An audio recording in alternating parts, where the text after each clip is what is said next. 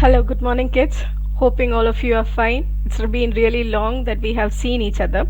I hope you might have done your exams really well and you might have studied properly. Anyway, when the teachers will be going through your answer sheets, they would be giving you feedback about how your performance was there in the last examination. Secondly, what I would like to say is I had given you the task to complete your record books. So four practicals you have written. You have written totally four practicals. You have written two with respect to cells and two with respect to tissues. So finishing up the record work for the first term is over. Now we come with our next particular term, that is called as our second term. Okay, this is the new normal that we are living with. We are living with coronavirus right from the month of January. Okay, slowly and slowly coronavirus came by the month of January in India. It was been actually first found during the Christmas Eve in like Wuhan. But we know now that India is having a lot of cases, and every day the number of cases are increasing, and that is why we are being forced to stay in our home, stay safe in our home. The coronavirus is really a deadly virus. As we can see, the number of death toll is increasing day by day. The first news that you would be hearing every day is ഇത്ര ആളുകൾ മരണപ്പെട്ട് അല്ലെങ്കിൽ ഇത്ര positive കേസുകളും ഉണ്ടായി. That's what you will be hearing every day. The death toll is also increasing. So what's the new normal? The coronavirus is the new normal, which have taught us several things like you are now living with your sanitizers and your mask. This is compulsory now. So if you want to live a healthy life, if you want to stay protected from the coronavirus, these are the things that are really going to help you. Apart from that, what are the other habits that we have included in our life, which is now an important part of our life? We wash our hands very frequently with the help of soap. We practice social distancing. We avoid touching our face means we avoid touching our mouth and nose and other major parts, other visceral parts that are there in our face. Why? Because they are the area through which the corona infection can get into our body. So these are the normal things that we have been practicing. And for giving us protection, who actually gives us protection? So these are the two things that I stated earlier. These are giving us protection right now: your mask and your sanitizer and the social distancing. Okay, so I just gave you an outline about why this. See, because if we don't practice it right now, if we don't practice social distancing, if we don't practice washing our hands or sanitizing our hands, as well as if we don't practicing like wearing a mask and going outside, there are chances that we would be getting infected. Because ultimately we know that health is wealth. With respect to all this what I have stated, we now come to our next chapter, which states the importance of what really health is and how we are what are the different ways by which we are falling ill. So we start with our next chapter. The next chapter is chapter number 13, why do we fall ill? This is the last chapter that you are having in your 9th standard course. So what are the chapters that you have already studied? I repeat, you have studied cell, you have studied tissue. Okay, I have given you one chapter to study for self study, which was that the natural resources management chapter that is there for your self study. And this one, why do we fall ill? These are the four chapters that are there in your curriculum this pandemic year. Two chapters are being omitted. First one is the agriculture chapter, while second one is the biodiversity chapter. Okay, diversity chapter. So these two chapters are being omitted. They are no more there in your curriculum, in your course this year anyway. Why do we fall ill? Let's have a look. Now, before we get into the chapter, I want you people to see this picture. This is a beautiful picture in which the girl is really very happy. You can call this girl as a healthy person. Why can you call this girl as a healthy person? Because health is a state of physical, mental and social well-being. There are 3 points covered over here. Health is a state of physical, mental and social well-being. When can you say one person is healthy? You can say one person is healthy when that person is physically fit, mentally fit and socially fit. Physical fitness, we all understand that yes, it has something to do with the exercise, keeping our body very healthy manner, so that we don't get lethargic or we don't feel exhausted very easily. So that is a fit body, a healthy body. What's a mental health? Mental health, a lot of like news and reports are being coming about focusing about mental health.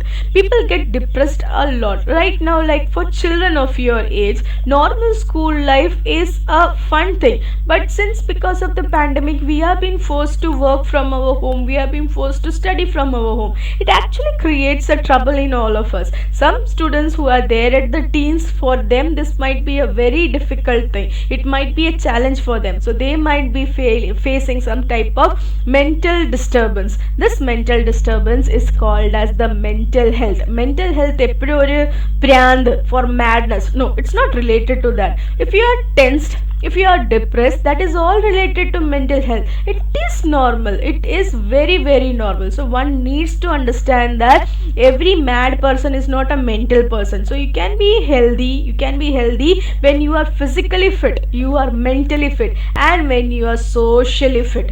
Socially fit, what does that mean?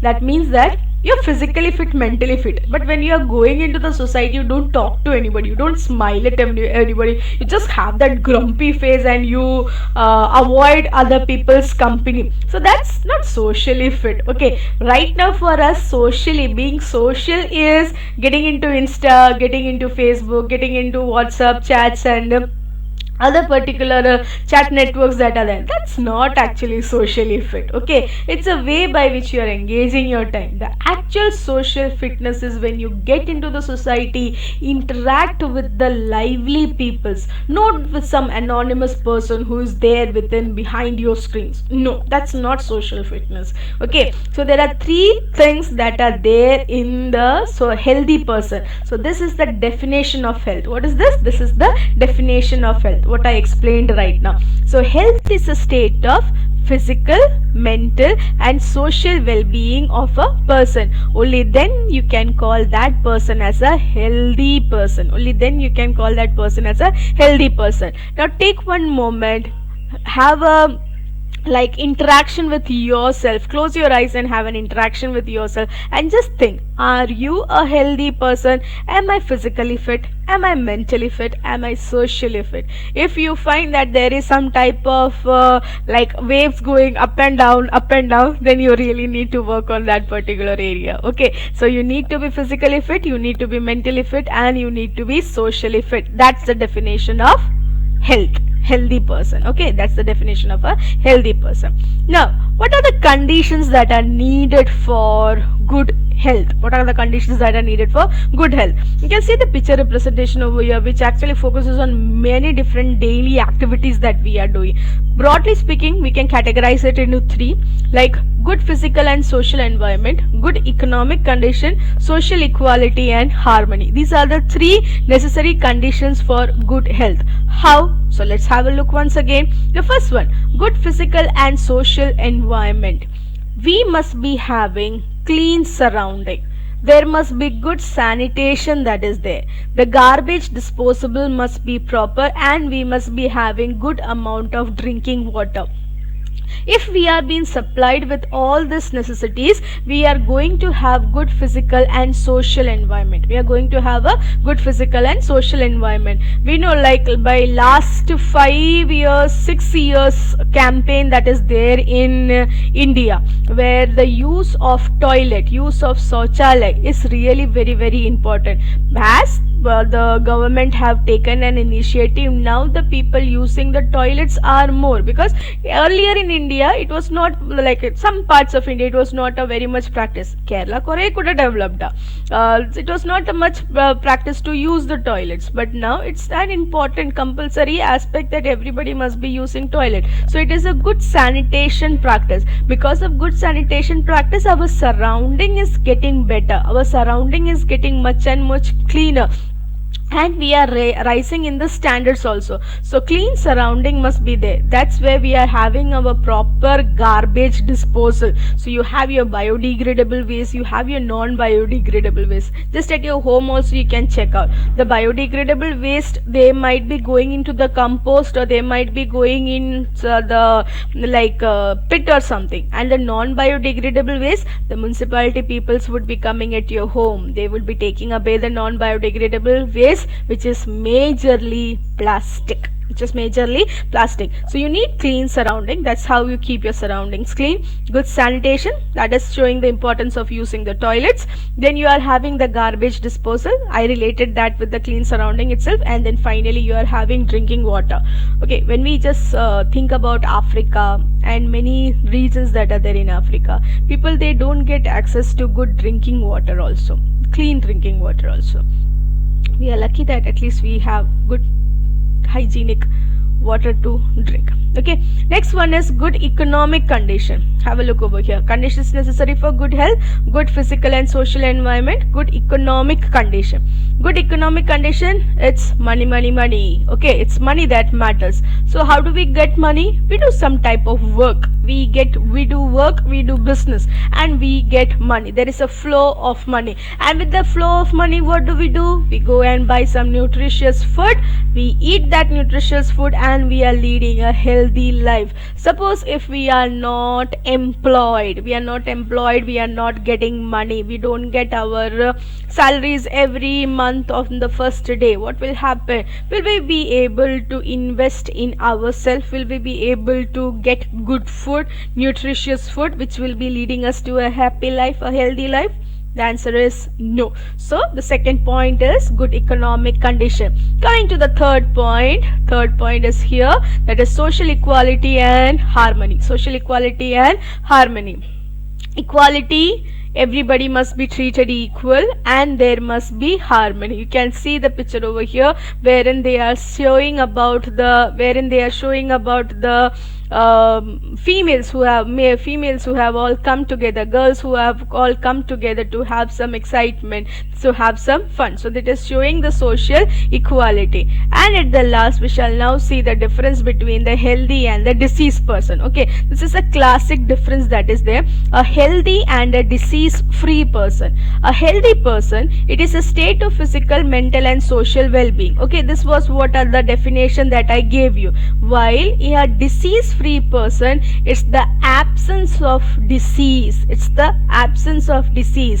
So a person can be free from disease, but he or she cannot be healthy. Okay, a person can be free from disease, but he or she cannot be healthy, because there the mental or the social aspect can come into light. Okay, next one is healthy. It refers to an individual physical and social environment, while disease free, it refers only to the individual. Okay, so here physical and social is there. Well, third one, healthy, the individual has good health, while in disease free, the individual may have good health or poor health.